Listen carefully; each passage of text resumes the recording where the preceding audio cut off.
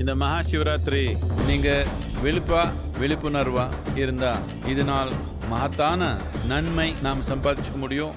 ஆதியோகியின் அருளில் சத்குருவால் சக்தி ஊட்டப்பட்ட ருத்ராட்சம் இலவசமாக பெற ஆன்லைனில் பதிவு செய்யவும்.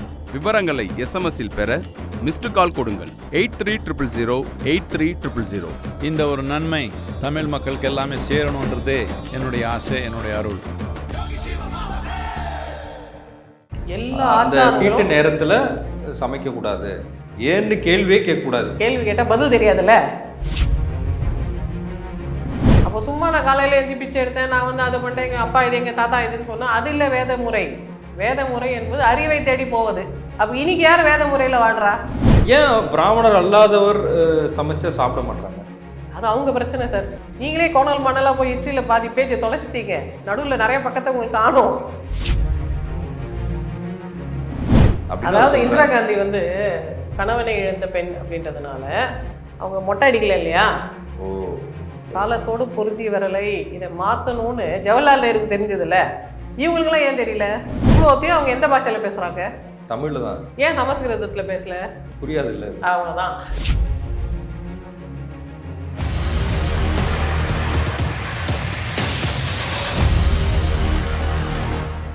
சமீபத்திய ஒரு பேச்சு சமூக வலைதளங்களில் ரொம்ப வைரலாக போகிற பேச்சு, திருச்சி கல்யாணராமன் அவருடைய பேச்சு, சொற்பொழிவு. அவர் சொல்றாரு, வேற ஒரு சமூகத்தினர் குறிப்பிட்டு சொல்றாரு. நான் கேட்டேன் என்ன அந்த பேச்சை நீங்க கேட்டிருப்பீங்க. அப்போ அவர் சொல்றாரு, பாவத்தை போக்குறதுக்கு நாங்க பிரம்ம இது பண்றோம். இந்த பேச்சு எப்படி பாக்குறீங்க? இப்போ இதுக்கு பின்னாடி ஒரு பெரிய வரலாறு இருக்கு சார். நம்ம ஞாபகம் வச்சுக்க வேண்டியது என்னன்னா, இந்தியாவில் வந்து கிட்டத்தட்ட ஒரு 6000 மனிதர்கள் அந்த கிரேட் ஐசேஜ் முடிஞ்சு செட்டில் டவுன் ஆகி அக்ரிகல்ச்சரை டிஸ்கவர் பண்ணி 11,000 வருஷங்கள் தான் அது. அந்த 11,000 வருஷத்தில் இந்தியாவிலே நம்ம ஒரு 5,000 வருஷத்துக்கு உண்டான வரலாறு, எழுதப்பட்ட வரலாறு வந்து 3,500 இயர்ஸான வரலாறு நம்மக்கிட்டே இருக்குது. ஸோ நிறைய விதமான வரலாறுகள் நம்மக்கிட்ட இருக்கின்றதுனால ஒரு டைமில் நம்ம என்னென்ன யோசிச்சோம், ஏன் யோசித்தோம், அந்த யோசனைக்கு பின்னாடி இருந்த கால சூழ்நிலை என்ன அப்படின்றது நம்மளால் அழகாக திரும்ப கட்டமைக்க முடியும். ஏன்னா நமக்கு அவ்வளோ டேட்டா இருக்குது, நம்ம அதை வச்சு திரும்ப ரீடிஸ்கவர் பண்ண முடியும், அண்டர்ஸ்டாண்ட் பண்ணிக்க முடியும். அப்போ நம்மக்கிட்ட இருந்த ஆரம்ப கால மதங்கள் என்ன சொல்லுச்சுன்னா, எதையும் நீ மற்றவன் மேலே பழி சொல்லாத, தீதும் நன்றும் பிற தர வரா, நீ ஒழுங்காக நடந்துக்கோ, நீ சூழ்நிலை புரிஞ்சு நடந்துக்கோ, நீ இயற்கையை புரிஞ்சு நடந்துக்கோ, உன் வாழ்க்கையில் என்ன நடக்குதுன்றதுக்கு நீ தான் பொறுப்பு, நீ அதுக்கேற்ற மாதிரி ஒழுக்கமாக இரு, நல்லதே பாரு, நல்லதே பேசு, நல்லதே நினை, நல்லதே செய் அப்படின்னு அவங்க சொன்னாங்க. நீ பாவம் பண்ணத்தான் பிறந்த. இது வந்து முதல்ல இருந்த ஜெயின கோட்பாடுகள். ஜெயின மதம் நம்ம ஞாபகம் வச்சிருக்கணும் சார். 24ஆம் தீர்த்தங்கரரே வந்து கிறிஸ்துவுக்கு முன்னாடி 600 வருஷத்துக்கு முன்னாடி பிறந்துட்டாரு. அப்போ முதல் தீர்த்தங்கரான ஆதிநாதர் எப்போ பிறந்திருப்பாரு? அது ஒரு 1000 வருஷத்துக்கு முன்னாடின்னு வச்சுக்கோங்களேன். அப்போ ஏர்லியஸ்ட் ஆர்கனைஸ்ட் ரிலீஜன் வந்து ஜெயினிசம் தான். அப்போ ஜெயினிசம் இதை தான் சொல்லுது, கடவுள்னு ஒன்று கிடையாது, நீ தான் பொறுப்பு, நீ என்ன செய்தியோ அதுக்கு உண்டான பயனை நீ அனுபவிப்ப. அப்போ வினை தான் அதை கட்டுப்படுத்துது. கர்மாவாது வினை தான் இங்கே ஹிந்தியில் சமஸ்கிருதத்தில் கர்மா. நீ இன்னைக்கு என்ன செய்யறியோ, முற்பகல் செய்யின் பிற்பகல் விளையும். நீ இப்போ ஒன்று பண்ணிட்டு இப்போ தப்பு பண்ணிட்டு அப்புறம் நல்லது நடக்கும்னு எப்படி நினைக்கலாம்? நீ தப்பே பண்ணாத, வினை கட்டுக்குள்ளே நீ போகாத, முக்தி அடைஞ்சிரு அப்படின்னு சொல்லுது ஜெயின மத கோட்பாடு. இது ரொம்ப கடுமையாக இருக்குல்ல. அப்போ ஒரு வீட்டில் ஒரு குழந்தைக்கு எதாவது ஆயிடுச்சு, ஒரு வீட்டில் ஒரு பெரியவங்களுக்கு எதாவது ஆயிடுச்சு, யாருக்கும் நோய் வந்துருச்சுன்னா எல்லாரும் போய் அந்த ஜெயின துறவிக்கிட்ட கேட்பாங்க, ஏன் எனக்கு இப்படி நடந்தது, எனக்கு ஏன் துக்கத்துக்கு மேலே துக்கம் வருது, நான் எந்த தப்பும் பண்ணலையே, நீங்கள் சொன்ன மாதிரி தானே நான் வாழ்ந்தேன், இதை பாருங்கள் பூணுலாம் போட்டு நான் சொல்கிறத நீங்கள் சொல்கிற மாதிரியே பார்க்குறேன், நீங்கள் சொல்கிற மாதிரியே பேசுகிறேன், எல்லாம் செய்கிறேன், எனக்கே துன்பம் வந்ததுன்னு கேட்கும்போது அவங்களுக்கு பதில் இல்லை. அப்போ அந்த சமயத்தில் புதிய மனிதர்கள் இந்தியாவுக்கு வராங்க. அவங்கக்கிட்ட இவங்க போய் முறையிடுறாங்க, எங்கள் சாமியார் தான் ஒன்றுமே சொல்ல, நீங்கள் என்ன சொல்கிறீங்க, எங்கள் வீட்டில் இந்த குழந்தை செத்து போச்சு, எனக்கு ரொம்ப மனசு கஷ்டமாக இருக்குன்னா அவர் என்ன சொல்வார், நீ கவலைப்படாத, நான் உனக்கு சாஸ்திரம் சொல்கிறேன், மந்திரம் சொல்கிறேன், உன் குழந்தை திரும்ப அடுத்த ஜென்மத்தில் உனக்கே வந்து பிறக்கிற மாதிரி நான் ஒரு மந்திரம் சொல்கிறேன்னு சொன்னால் அவங்களுக்கு அது மிகப்பெரிய ஆறுதலாக இருக்கும். அதான் அந்த மந்திரத்தையே நாங்களே சொல்லக்கூடாதுன்னு. அப்போது அந்த மந்திரம் சொல்லி மனசை சமாதானப்படுத்துறதுக்கு உண்டான தேவை இருந்ததுனால திரும்ப திரும்ப நிறைய மனிதர்கள் மந்திரம் சொல்கிறது, சாமிக்கு பூஜை பண்ணுறது, புனஸ்காரம் பண்ணுறது, சடங்கு பண்ணுறதுன்றத ஒரு பெரிய இண்டஸ்ட்ரியாகவே ஆக்கிட்டாங்க. அந்த இண்டஸ்ட்ரி தான் பணம் புழங்குற இண்டஸ்ட்ரி. இப்போ நீங்கள் சமண துறவிக்கிட்ட போய் பார்க்குறீங்க பேசுகிறீங்கன்னா அவர் துறவி, அவருக்கு நீங்கள் எதுவுமே கொடுக்க வேண்டாம், நீங்கள் கொடுத்தாலும் கொடுக்கலனாலும் அவர் அருள் கொடுத்து அனுப்பிடுவார். ஆனால் எனக்கு வந்து சமாதானம் கொடுக்குற இந்த புது ஆள் இருக்கிறாருல்ல, இந்த மந்திரம் சொல்லி எனக்கு மனசை நல்லா ஆக்கிற ஆள் இருக்கார், அவருக்கு நான் காணிக்கை கொடுக்கணும், தட்சணை கொடுக்கணும். அது பரவாயில்ல, என் மனசு நல்லா ஆச்சுல, நான் எவ்வளோ தட்சணை வேணா கொடுக்குறேன், தட்சணை வேணா கொடுக்குறேன்னு சொன்ன பிறகு அந்த இண்டஸ்ட்ரி இன்னும் வளமான இண்டஸ்ட்ரி ஆகிடுது. அப்போ காம்படிஷன் வரும். அவன் என்ன உனக்கு மனசுக்கு ஆறுதல் சொல்கிறான், நான் அதுக்கு மேலே நல்லா ஆறுதல் சொல்லுவேன்னு சொல்லிட்டு புது புது மனிதர்கள் அந்த இண்டஸ்ட்ரிக்குள்ளே வராங்க. மன ஆறுதல் படுத்துவதற்குனே இருக்கிற இண்டஸ்ட்ரி. இப்போ தான் சைக்கியாட்ரிஸ்ட் கிட்ட வராங்க. அந்த காலத்தில் யார்கிட்ட போவாங்க? மன ஆறுதலுக்கு உண்டான அந்த மனிதர்கள்கிட்ட போகிறாங்க. அப்போ அது ஒரு தொழிலாது, அது ஒரு பரம்பரையாது, அதுக்கப்புறம் ஒரு ஜாதியாது, ரைட்? அப்போ அவங்க என்ன சொல்கிறாங்க, இது எங்களுக்கு மட்டும்தான் செய்ய தெரியும், நீ என்கிட்ட மட்டும் வந்து சொல்லு, நான் உனக்கு மந்திரம் சொல்லி உனக்கு சரி பண்ணி தரேன், நீ என்ன பாவம் வேணா பண்ணிக்கோ, பாவம் பண்ணுறதுக்கு நீ இருக்கிற, புண்ணியம் பண்ணுறதுக்கு நான் இருக்கிறேன் அப்படின்ற மாதிரி அவங்க கிளாஸிஃபை பண்ணுறாங்க. இல்லை அந்த பாவம்லாம் என்கிட்ட வந்துடும், நாங்கள் ஒரு பூஜை பண்ணால் அது போயிடும்.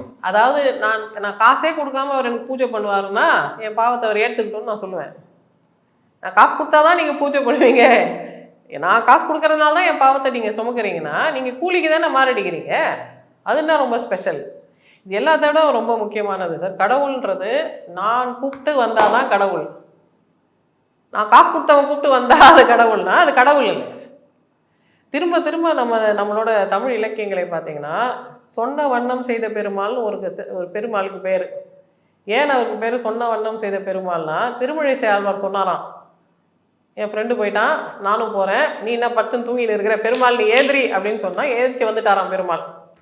சரி பெருமாள் நீ வந்து இவங்க தூங்கலாம் அப்படின்னா பெருமாள் தூக்குறாராம். நான் திரும்ப காஞ்சிபுரத்துக்கு போகிறேன், பெருமாள் கம் வித் மீன்னு சொன்னால் பெருமாள் கிளம்பி வராராம். ஸோ நான் சொன்ன வண்ணம் நீ செய்ததுனால திருமழிசை ஆழ்வார் கூப்பிட்டா வந்து அவர் சொல்கிறதெல்லாம் செய்கிறாருல்ல. எந்த ஆழ்வார் கூப்பிட்டாலும் எந்த நாயன்மார் கூப்பிட்டாலும் அவங்களுக்காக கடவுள் வந்து இறங்கி செய்யுதுன்ற அந்த நம்பிக்கை இருக்குல்ல. இவங்கெல்லாம் சமஸ்கிருதத்தில் கூப்பிட்டாங்க, இல்லை வேத விற்பனர் யாராவது கூட்டின்னு வந்து சொல்லுங்கள் சாமிக்கிட்ட நான் காசு கொடுக்குறேன் நீங்கள் மந்திரம் ஓதுங்கன்னு சொன்னாங்க. ஸ்ட்ரைட்டாக சொல்கிறாங்க சாமிக்கிட்ட, ஸ்ட்ரைட்டாக சாமி வந்து செய்யுது அப்படின்னா அப்போ இவங்க சொல்கிறது எவ்வளோ பெரிய ஃபேக்கு. இன்னைக்கு அதை சொல்ல முடியுமா ஸ்ட்ரைட்டாக சாமி? நான் கூப்பிட்டு வந்தால்தான் அது சாமி, எனக்கு பதிலாக இன்னொருத்தர் கூப்பிடுவாரு நான் அதுக்கு காசு கொடுக்கணும்னு சொன்னால் அது சாமியே கிடையாது அப்படின்றது. பழனி முருகன் கோயிலில் சேகரபாபு உள்ளே போயிட்டார் கருவறையில், அதுக்கு தனியாக கும்பாபிஷேகம் பண்ணி புனிதப்படுத்தணும்னு வானதி சீனிவாசன் சொல்கிறாங்க. அந்த மாதிரி விஷயங்கள் தான் நினைக்கிறீங்க. இது கடவுள் என்கிற அந்த பவரை நான் மட்டும்தான் யூஸ் பண்ணலாம், நீ யூஸ் பண்ணக்கூடாது. இதுக்கும் கடவுளுக்கு சம்மந்தம் இல்லை, கடவுள் தனி. இது கடவுளை வைத்து நடக்கிற வியாபாரம். அந்த வியாபாரத்தில் எனக்கு பவர் போயிடக்கூடாது, எனக்கு பவர் போகக்கூடாதுன்னா அப்போது நான் சொல்கிறபடி தான் இது நடக்கணும். அப்போ நீ உள்ளே வந்துட்டீங்கன்னா என் பவர் குறைஞ்சிரும். அப்போ உன்னை நான் எப்படி விளக்கி? இப்போ சபரிமலையில் இஷ்யூ என்னென்னா சார், பெண்கள் போகக்கூடாதுன்னு சொல்கிறாங்கல்ல, பெண்கள் ஏன் போகக்கூடாது அப்படின்னு கேட்டால் என்ன சொல்லுவாங்க, பெண்களுக்கு மாதவிடாய் வருதுன்னு சொல்லுவாங்க. அது இல்லை விஷயம். பெண்களை பார்த்தால் ஆண்களுக்கு மோகம் வரும், மோகம் வந்தால் விந்து வெளியேறும், விந்து வெளியேறினா அந்த கோயிலுக்கு போகக்கூடாது. ஏன் விந்து வெளியேறினா அந்த கோயிலுக்கு போகக்கூடாது? ஏன்னா அது சாமியாருக்கு துறவி கோலத்தில் இருக்கிற சாமி, அது அங்கே வந்து கண்டிப்பாக அவங்க வந்து விந்து வெளியேற்றவே நடக்கக்கூடாது, அந்த அளவுக்கு ஆச்சாரம் வந்து கண்ட்ரோல் பண்ண முடியாதான் ஒரு மனிதன். அதுக்கு தான் அவ்வளோ இருக்குது. அதற்கு தானே அவங்க இத்தனை நாள் பச்சை தண்ணி காலங்கத்தால் எஞ்சி பச்சை தண்ணியில் குடிச்சு சாமி பேரை சொல்லி தரையில் படுத்து வேறு எதுவும் சாப்பிடாம செருப்பு போடாமல் அந்த டீட்டெயிலான துறவரத்துக்கு உண்டான கோட் ஆஃப் கான்டாக்ட் ஏன் வச்சுருக்கிறாங்கன்னா ஆண்களுக்கு இதுக்கும் ஒரு பயிற்சி இருக்கணும். நான் வந்து செலிப்ரேட்டாக இருப்பேன் கொஞ்ச நாள், நான் நினச்சேன்னா என்னால் இதையும் கண்ட்ரோல் பண்ணணும். ஆனால் இப்போ சபரிமலைக்கு போயே மாலை போட்டிருக்கிறவங்களாம் இருக்கிறாங்க. ஸோ இப்போ இஷ்யூ என்னென்னா, ஒரு காலத்தில் அப்படி இருந்தது. அப்போது அவங்களுக்கு இருந்த கோட்பாடு என்னென்னா, அந்த சமயத்தில் பெண்களை தவறுங்கள், யோசிக்காதீங்க, அதை பற்றி யோசிக்காதீங்க, அதை பற்றி ரியாக்ட் பண்ணாதீங்க, அதை கண்ட்ரோல் கொண்டு வாங்கன்றதுக்கு யாருக்கோ ஒரு காலத்தில் தேவை இருந்தது. அதுக்கான கோயில் அது. இப்போ எப்படி அதை எக்ஸ்பிளைன் பண்ண முடியும்? அதை எக்ஸ்பிளைன் பண்ண முடியாததுனால அவங்க என்ன பண்ணுறாங்க, நைஸாக பெண்களுக்கு தானே தீட்டு வரும் அப்படின்னா, ஹலோ தீட்டில் பிறந்தவங்க தானே நீங்கள் எல்லோரும், யார் தீட்டில் பிறக்கல? இந்த உலகத்தில் இருக்க சர்வ ஜீவராசியும் தீட்டில் தானே பிறந்தது. இப்போ தீட்டில் பிறக்காத மனுஷன் ஒருத்தன் இருக்கானா? அப்போ தீட்டுன்ற சொல்லே தவறானது இல்லையா? அது தீட்டே கிடையாது, அதுதான் புனிதம். சில ஆச்சாரங்களை நாம் கடைபிடிக்க வேண்டும், அந்த சொற்பொழிவாளர் தான் சொல்றாரு. எல்லா அந்த தீட்டு நேரத்தில் சமைக்கக்கூடாது, ஏன்னு கேள்வியே கேட்கக்கூடாது. அதுதான் ரொம்ப சுலபமானது. கேள்வி கேட்டால் பதில் தெரியாதுல்ல. கேள்வி கேட்காதன்னு சொல்கிறது ஈஸி இல்லை, பதில் எங்களை கேட்டால் நாங்கள் கேள்வி கேட்காதன்னு சொல்லுவோம், இன்னும் 4 கேள்வி எக்ஸ்ட்ரா கேளுங்க, எல்லாத்துக்கும் நாங்கள் பதில் எங்களுக்கு தெரியலன்னா கண்டுபிடிச்சி சொல்கிறோன்னு சொல்கிறதுக்கு உண்டான அதுக்கு உண்டான ஒரு தேடல் இருக்கணும், அதுக்கு உண்டான அந்த அளவுக்கு விசாலமான அறிவு இருக்கணும். அது இல்லாதவங்க என்ன சொல்லுவாங்க, கேள்வி கேட்கக்கூடாது, பெரியவங்க சொன்னால் பெருமாள் சொன்ன மாதிரி அப்படியே ஃபாலோ பண்ணணும்னு சொல்லுவாங்க. பட் எப்போவுமே ஞாபகம் வச்சுக்கணும் சார், ஒரு விஷயம் பேசிக் நம்ம ஞாபகம் வச்சுக்கணும். வேதம் என்றால் ஞானம், அறிவு, தேடல். அப்போ உண்மையிலே இப்போ வேத வாழ்க்கை வாழ்வது யார்? நாங்கள் தான் உண்மையிலே வேத வாழ்க்கை வாழ்கிறோம். நாங்கள் தான் அறிவை தேடி போகிறோம், அறிவை கண்டுபிடிக்கிறோம், படிக்கிறோம், சொல்லித்தரோம், மற்றவங்களுக்கு எல்லாத்தையும் எக்ஸ்பிளைன் பண்ணுறோம்.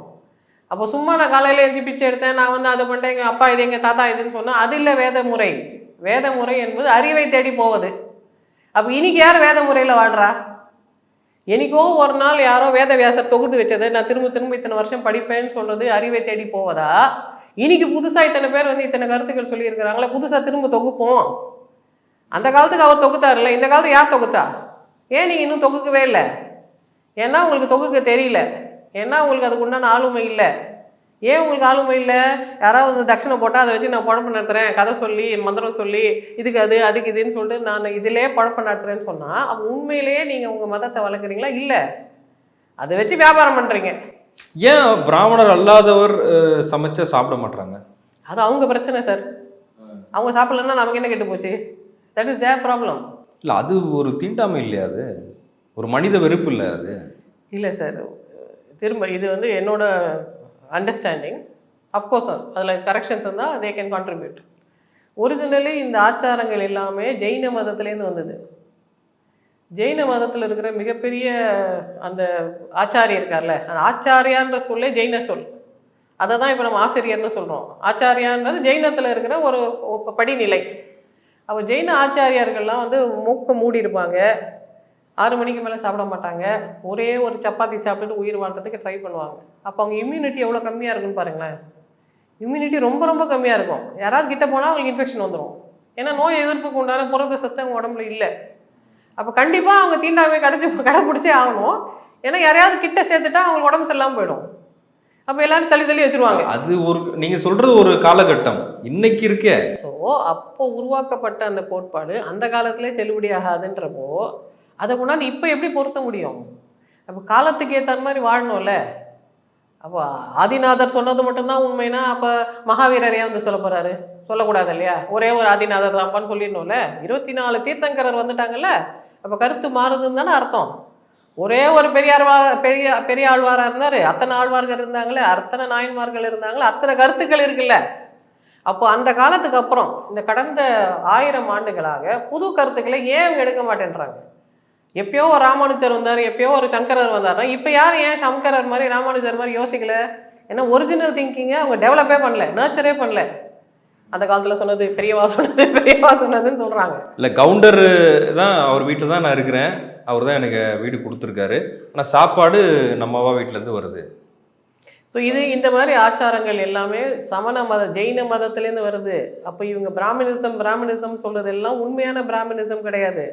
அது hybrid between Jainism and Hinduism. அப்போ அவங்களோட ஜெயின் கோட்பாடுகள் ஏன் அவங்க இவ்வளோ கடைப்பிடிக்கிறாங்க? ஏன் அவங்க பூணூல் போடுறாங்க? பூணூல்ன்றது பிராமணர்களுக்கு உண்டானது இல்லையா, ஜெயினர்களுக்கு உண்டானது. ஜெயினர்களோட பூணூல் இவங்க ஏன் போடுறாங்க? ஜெயினர்களோட உணவு கட்டுப்பாடு இவங்க ஏன் கடைப்பிடிக்கிறாங்க? ஜெயினர்கள் தான் பூமி இடையில விளையிறத சாப்பிடக்கூடாது, இவங்க ஏன் சாப்பிடாம இருக்கிறாங்க? ஒரிஜினலி இவங்கெல்லாம் வேத காலத்தில் கறி மாடு எல்லாத்தையும் சாப்பிட்டவங்க தானே, ஆடு கோழி எல்லாத்தையும் சாப்பிட்டவங்க. ஏன் விட்டு கொடுத்துட்டாங்க? அவங்களுக்கு எங்கேயோ ஒரு இருட்டு பகுதி இருக்குது, அது என்னன்னு அவங்க கண்டுபிடிக்கல. அவங்க கண்டுபிடிச்சி அவங்க ஞானம் பெறட்டும். பட் அவங்களுக்கு இருக்கிற அஞ்ஞானத்தை நம்ம மேலே எதுக்கு செலுத்தணும்? நாங்கள் எல்லாம் கரெக்டாக போயின்னு இருக்கோம், எங்களுக்கு ஹிஸ்ட்ரி இருக்குது, 3000 வருஷமாக என்ன நடந்ததுன்னு எங்களுக்கு நல்ல தெளிவாக தெரியும், நாங்கள் சரியாக போயின்னு இருக்கோம். நீங்களும் வேணால் சரியாக எங்களோட வந்து சேர்ந்து கலந்து நல்லபடியாக போங்க. நீங்களே கோணல் மணலாக போய் ஹிஸ்ட்ரியில் பாதி பேஜை தொலைச்சிட்டீங்க, நடுவில் நிறைய பக்கத்தை உங்களுக்கு காணும், எங்களை எதுக்கு வந்து தொல்லை பண்ணுறீங்கன்னு தான் நம்ம கேட்குறோம். சிகை எடுக்காத ஸ்ரீயை பார்க்கக்கூடாதா பிரம்மச்சாரி? சிகை எடுக்காத ஸ்ரீ இல்லை, அவர் பிரம்மச்சாரி வந்து இந்திரா காந்தியை பார்க்கும் போதே கிணத்துக்கு பின்னாடி தான் உட்கார வச்சு பார்த்தாரு அப்படின்னு. அதாவது இந்திரா காந்தி வந்து கணவனை இழந்த பெண் அப்படின்றதுனால அவங்க மொட்டை அடிக்கல இல்லையா? ஓ, அப்போது ஒரு பிரம்மச்சாரிக்கு வந்து முடி இருக்கிற பெண்ணை பார்த்தால் எப்படி இஸ்லாத்தில் சில கோட்பாடுகள் இருக்கும். இதுதான் சார் கம்பேரிட்டிவ் ரிலீஜனில் இருக்கிற விஷயம். இஸ்லாத்தில் இருக்கிற சில கோட்பாடுகள் பிராமணிசமில் இருக்குது. இஸ்லாத்தை வந்து பெண் முடியை வெளியில் காட்டக்கூடாது, ஏன்னா பெண் முடி வந்து ஆணுக்கு மோகத்தை தூண்டும் அப்படின்றதுனால பெண்ணை வந்து முக்காடு போட்டுக்கணும். அதே மாதிரி நம்ம ஊரில் அந்த காலத்துலலாம் பிராமண் பெண்ணு முக்காடு போட்டுக்கணும். கணவனை இழந்த பெண் முடி எடுத்துடணும், வழிச்சிடணும். ஏன்னா அதுக்கப்புறம் நீ எது கவர்ச்சியாக இருக்கிற? நீ கவர்ச்சியாகவே இருக்க வேண்டாம், நீ துறவி மாதிரி இரு, நீ வெள்ளை உடை அணிந்துக்கோ, நீ மொட்டை அடிச்சுக்கோ, நீ பட்டை போட்டுக்கோ, நீ வந்து எந்த விதமான சுவையான உணவும் சாப்பிடாம ஏதோ ஒரு வீட்டில் ஒரு ஓரமாயிரு அப்படின்ற மாதிரி விமனை நெக்லெக்ட் பண்ணிட்டு இருந்தாங்க. எனக்கு கேள்வி என்னன்னா, இந்த கோட்பாடுகள் தவறு, காலத்தோடு பொருத்தி வரலை, இதை மாற்றணும்னு ஜவஹர்லால் நேருக்கு தெரிஞ்சதில்ல, இவங்களுக்கெல்லாம் ஏன் தெரியல? ஏன்னா உண்மையான பிராமணர்கள் அறிவை தேடி போவாங்க. இந்த தேங்கி போன குட்டையெல்லாம் இருக்குல்ல, அவங்க அறிவை தேடியே போக மாட்டாங்க. எந்த காலத்தில் தெரியுமா, அந்த காலத்தில் தெரியுமான்னு சொல்லுவாங்க. உண்மையான வேத விற்பனர்கள் இன்னைக்கு இருக்கிற அறிவு எது அதை தேடி போவாங்க. இப்போ நீங்கள் சொல்கிற மாதிரி இதெல்லாம் பிழைப்புக்கு உதவாது, நிஜமாவே உதவாது. அவங்களுக்கே உதவல பாருங்க. இவ்வளோத்தையும் அவங்க எந்த பாஷையில் பேசுகிறாங்க? தமிழில் தான். ஏன் சமஸ்கிருதத்தில் பேசல? புரியாது இல்லை, அவ்வளோதான். ஸோ சிலது சர்வைவலுக்கு நாட் ஃபிட்டுன்றது அவங்களோட செயல்பாடுலேயே அவங்க நிரூபிக்கிறாங்க. அவங்க ஏன் பிராமண பெண்களே 5 குழந்தை பெற்றுக்கொள்ளுங்கன்னு சொல்கிறாங்க? ஏன்னா அவங்களுக்கு மைனாரிட்டியாக இருக்கக்கூடாதுன்னு, அவங்களுக்கு பலகீனம் இருக்குது, அவங்களுக்கு பிரச்சனைகள் இருக்குது. அவங்க கம்யூனிட்டியை சேஃப்கார்ட் பண்ணுறதுக்கு சில விஷயங்கள் அவங்க சொல்கிறாங்க. அவங்களுக்குள்ள அவங்க ப்ரொடெக்ஷனுக்காக சொல்கிறது தப்பு இல்லை. இல்லை அவங்களே தான் பிராமின் கம்யூனிட்டி வந்து சுப்ரீம் கம்யூனிட்டி, அறிவு சார்ந்த கம்யூனிட்டி அப்படின்னு சொல்கிறாங்க. அதாவது எந்த ஜாதி சங்கத்திலையும் நீங்கள் போய் கேட்டிங்கன்னா இதை தான் சொல்லுவாங்க. அது தேவர், கவுண்டர், முதலியார் எதில் நீங்கள் போனாங்களோ நம்ம தாங்க சிறந்தவர்கள் அப்படின்னு சொல்லுவாங்க. அதையும் நம்ம குறை சொல்ல முடியாது. அவங்க கம்யூனிட்டிக்குள்ள அவங்க எதை வேணால் சொல்லிக்கிட்டோம். ஆனால் வெளியில் வந்து அப்படி சொன்னாங்கன்னா அது கேள்விக்குறியாகும். அவங்களுக்குள்ளே ஒரு செல்ஃப் மோட்டிவேஷனுக்காக சொல்லிக்கிறாங்க, that's fine. But the issue is, அப்போது யார் எந்த கம்யூனிட்டி ஜெயிக்கும்ன்றதை நம்ம புரிஞ்சுக்கலாம். அவங்களுக்காக அவங்க இந்த கருத்தை எடுத்துக்கிட்டோம். we are free to take positive advice. But the issue is எந்த கலாச்சாரம் ஜெயிக்கும். இப்போ ஃபார் எக்ஸாம்பிள் நீங்கள் வந்து அந்தமான் நிக்கோபாரில் இருக்கிற இந்தியன்ஸ் எடுத்துக்கோங்க. அவங்க தான் புராதனமான பழமையான மரபணுக்களுக்கு சொந்தக்காரங்க. சென்ட்ரல் அந்த அந்தமான் நிக்கோபாரில் இருக்கக்கூடிய பழங்குடியினர். இப்போ மெட்ராஸ் சிட்டியில் இருக்கிற யாரோ ஒரு ஊரில் இருக்கிற ஒரு ஆணையோ பெண்ணையோ எடுத்துக்கோங்க. இந்த 2 பேரில் இன்னைக்கு இருக்கிற சூழ்நிலைக்கு, இன்னைக்கு இருக்கிற கருதுகோளில் யார் வெற்றியாளர் நீங்கள் நினைப்பீங்க? அவர் அந்தமான் அவர் தானே. மெட்ராஸில் இருக்கிறவங்க தான் வெற்றியாளர். உடல் ரீதியாக எந்த ரூபத்தில் நீங்கள் எடுத்தாலும் மெட்ராஸில் இருக்கிறவங்க தான் வெற்றியாளர். ஏன்னா இவங்க தான் குட் குவாலிட்டி ஆஃப் லைஃப் ஆடுறாங்க. இவங்களுக்கு தான் உடம்புக்கு ஏதாவது தான் உடனே சிகிச்சை கிடைக்கும். அவங்களுக்கு தான் இன்னும் புது விதமான தகவல்கள் இருக்கும். ஏதாவது பிரச்சனை வந்தால் இவங்க தன்னை காப்பாற்றிக்கிறது ரொம்ப சுலபம். அங்கேருந்து வேறு நாட்டு கூட போயிடலாம். இந்த நாட்டில் பூகம் வந்துச்சா வேறு நாட்டுக்கு நான் போகிறேன்னு இவங்க டக்குன்னு வேறு ஊருக்கு போகிறதுக்கு உண்டான மொபிலிட்டி இவங்களுக்கு இருக்குது. இப்போ அதே பூகம்பம் அந்தமானில் வந்ததுன்னா அவங்க எங்கே போவாங்க? அங்கேயே சிக்குண்டு அனைவரும் செத்து போயிடுவாங்கன்னு வச்சுக்கோங்களேன். டச்வுட் அப்படி நடக்க வேண்டாம். அப்படி இருக்கிறதுக்கு உண்டான சாத்தியக்கூறு இருக்குது. அப்போது யார் பிழைப்பை நோக்கி போகிறாங்கன்னா, நான் புராதனமான மரபணு, அதே மரபணுவில் திரும்ப திரும்ப நாங்கள் அப்படியே குழந்தைய பெற்றுக்கிட்டே இருக்கிறோன்றது இல்லை வெற்றிக்கு உண்டான வழி. நாங்கள் பலவிதமான மரபணுக்களுக்கு சொந்தக்காரங்க. எந்த சூழ்நிலை வந்தாலும் அதுக்கு பிழைக்கிறதுக்கு உண்டான மரபணு ஏற்கனவே எங்ககிட்ட இருக்குது. எல்லாத்தையும் நாங்கள் ஹார்வெஸ்ட் பண்ணி வச்சுருக்கிறோம். எல்லா டைப் ஜீன்ஸும் எங்ககிட்ட இருக்குது. எது எந்தெந்த காலத்துக்கு பொருந்துமோ அத்தனையும் ஸ்டாக் வச்சுருக்கிறோம் அப்படின்னு சொல்கிறது தான் கெட்டிக்காரத்தனம்.